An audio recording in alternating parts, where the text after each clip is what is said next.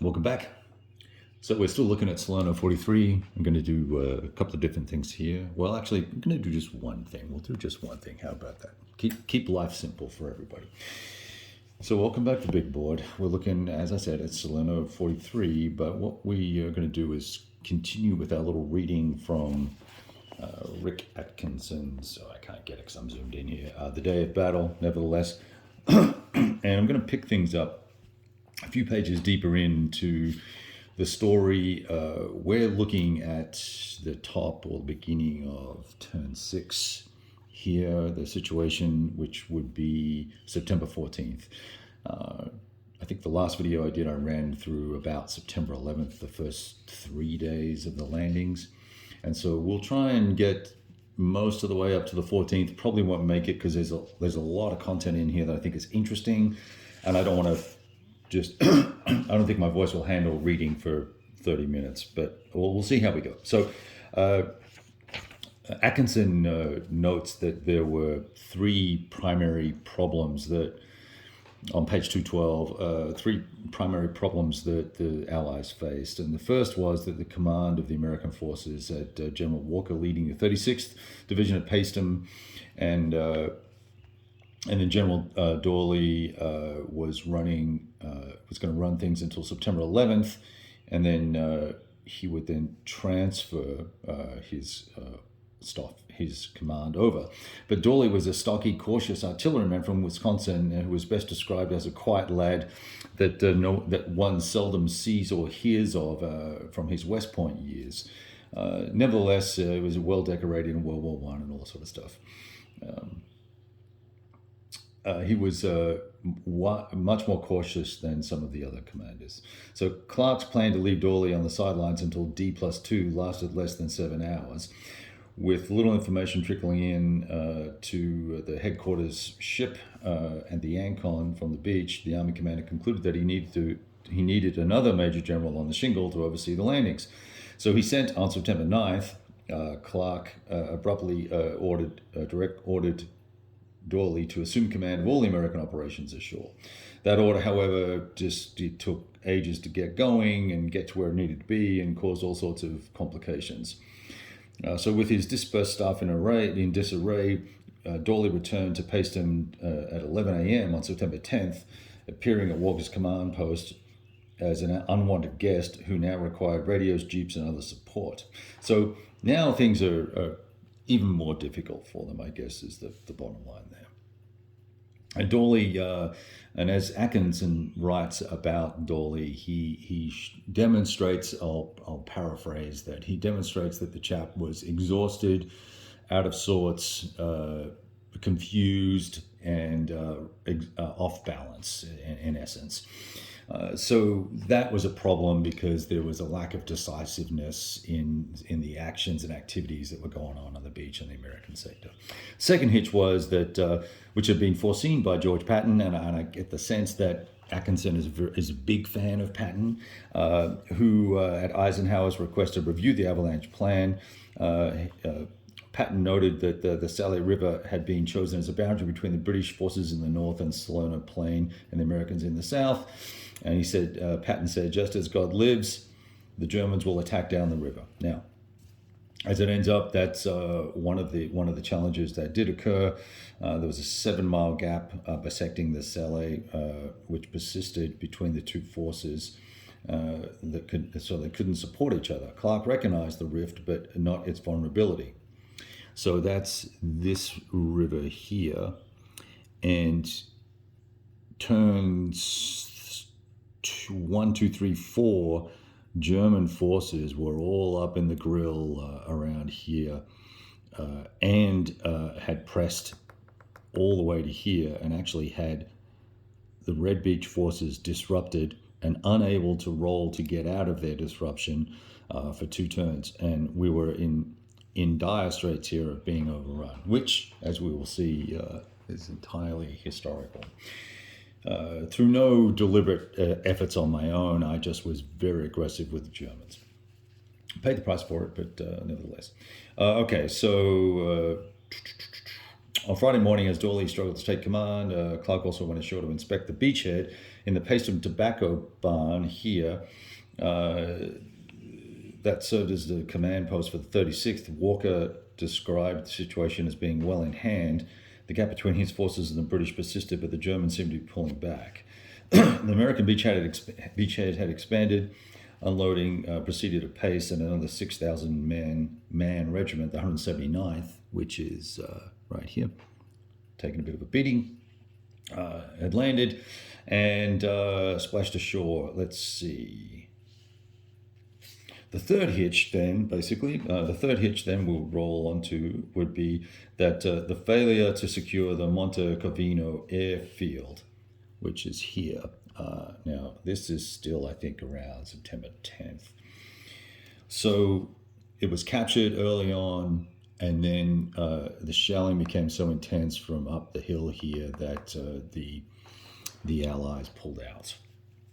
So significant problem, couldn't get the air landed, can't provide air support. And then the book goes on for probably a good page or two about the incessant air attacks by the Nazis, and both against shipping and troops on the ground. And that doesn't really get represented in this game very well at all. You really only have, you have one air chit here that only arrives on a certain type of weather. There's a little chart here for the weather. And so it's not as prevalent in the early parts of the game, perhaps, as what we're reading about anyway. All right. So let's see here. I'm just trying to see what's going on with the airfield stuff. If there's anything more of note there. And although Allied air forces remain superior in quantity and quality, the Luftwaffe, which would fly 450 sorties against the beachhead on September 10 and 11, now displayed a pugnacity unseen in Sicily. Hewitt reduced his anxiety to 4 words in a message from Ancon on Saturday: "Air situation here critical." And I think one of the big issues that comes out later in the book is that overall command of the air was not allocated to the local commanders or the commanding forces that were running the actual beachhead, right? And this proved to be a problem because Air Command had their own ideas on what were priorities versus what the people on the spot thought. Anyway, a death struggle had begun between the Allied forces trying to amass enough combat strength to burst free from the Salerno plain and the German forces trying to amass enough strength to fling the invaders into the sea. Quote, "I feel that avalanche will be a matter of touch and go for the next few days," end quote. Eisenhower cabled the combined chiefs from Amilcar, quote, our greatest asset now is confusion," end quote. That, let's see, it says here, that then is a thin reed. Was Fifth Army's last reserves already committed? With Fifth Army's last reserves already committed, Alexander on September 10th urged the British Eighth Army to make haste from Calabria in the south. Montgomery cheerfully agreed to push on just as soon as the admin situation allows, while confiding to his diary that he intended to act carefully, quote. Despite modest opposition, he issued no get-cracking orders, and on September 11th declared a 2-day rest for his 5th Division. Once again, we see Atkinson taking task to his nemesis, Montgomery, who's not a fan. May well have been a very appropriate time to take a break, but there were issues in the bigger picture. The plodding march north resembled, as in one description, quote, "a holiday picnic," end quote. Now, on the other side of the hill, General Weichenhoff had his own worries in the German 10th Army. 2/3 of 16th Panzer Division's tanks had been knocked out on the first day of combat, leaving less than 3 dozen still in the fight. German scouts, blah, blah, blah, blah, blah. Allied bombing had pulverized most of the German airfields in southern Italy, and Kesselring, September 9th, pleaded to divert 2 panzers from Mantua in northern Italy to Salerno were denied by the Berlin High Command, with profound consequences. Right, so I thought this is interesting. So the other problem that Weichenhoff has is that the 10th Army is only a few weeks old, and so he's got a weak quartermaster and signal units and fuel worries and all sorts of things. and he had all sorts of logistical issues, and the reinforcements that were gathering were sort of second tier in some ways, and hastily gathered together. In fact, they got together in a more piecemeal fashion as opposed to being less capable, I think would probably be the correct quote here. Let's see if we keep reading. It talks about how the burial details hit water as they're trying to dig deeper to bury folks. So it's kind of nasty stuff. Stretcher bearers. All right, so the Moon of the Lost Souls is kind of the next paragraph, major sort of section.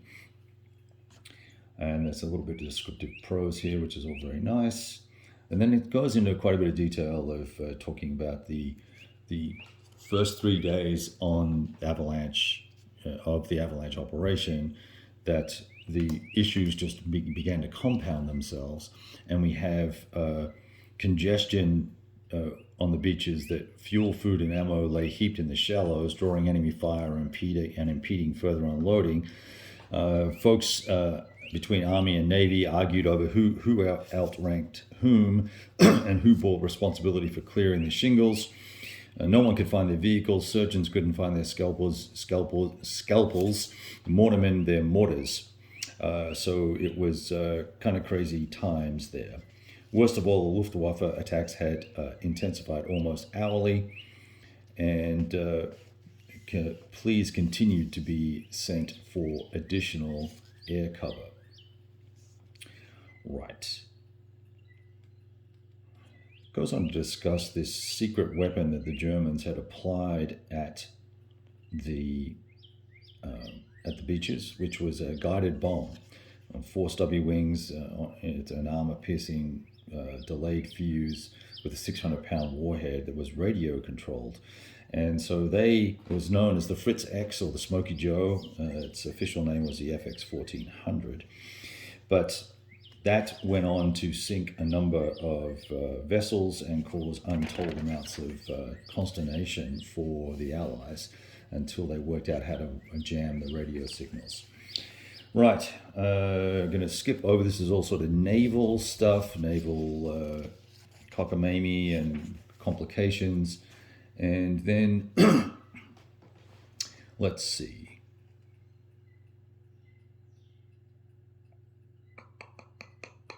Yes, so 28,000 Americans were now ashore, with roughly twice that many British troops to the north. The Fifth Army beachhead stretched for 40 miles at an average depth of 6 miles. Nowhere was it deeper than 11 miles, and near Battipaglia, which is right here, the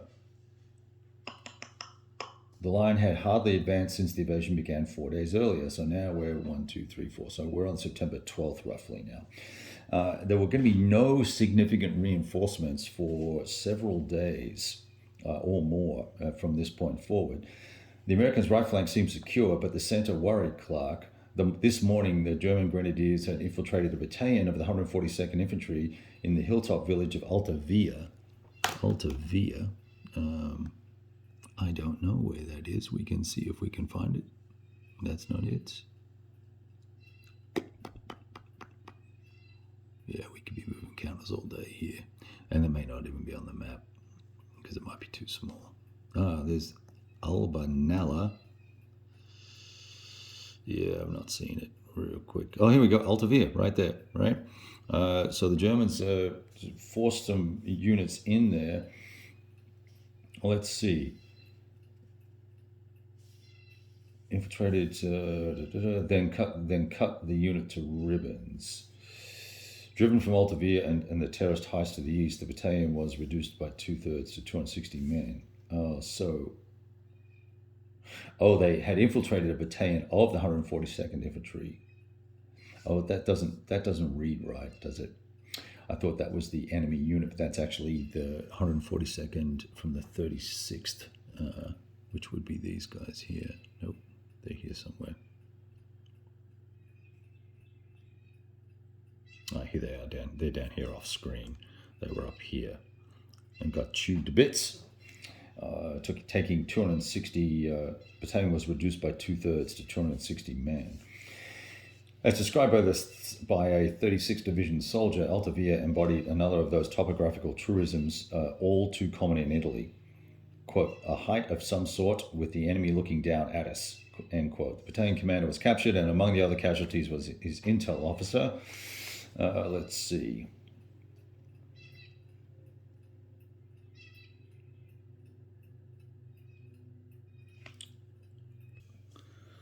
Okay, let's continue for a few more minutes here. I'm not going to get as much done as I was hoping. The phone just rang. So, still greater concern to Clark was the American left flank, the Sele River corridor, and it was more vulnerable after the loss of Altavia. Right, as one officer noted, the Sele had become not just a river but a tribulation. End quote. All right, at the V-shaped bottoms where the Calore flowed into the Sele from the northeast. The 179th Infantry for the past day had fought desperately against panzers spilling from the dells below. A Bowley. Here's a Bowley here. Here's the Y from where this quote just came from, and there were a bunch of panzers up here running down here. And we've had a similar sort of actions going on here as well. Although just in the last turn, some fantastic efforts by the 36th and the 45th cleared units out, put some units into almost out of supply situation. They tried to rescue them. The Germans tried to rescue them, and then they were pushed back. But pretty exciting stuff there. One artillery battalion was reduced to 5 rounds to be firing point blank in the final emergency. And as riflemen fixed bayonets and formed a 360-degree perimeter, gunners made contingency plans to spike the tubes and flee through the brush. So tough times. If the German forces followed the Sele to the sea, Clark realized they could turn the inner flank of both 10 Corps and the Northern 6th Corps in the the 10th Corps in the north and the 6th Corps in the south.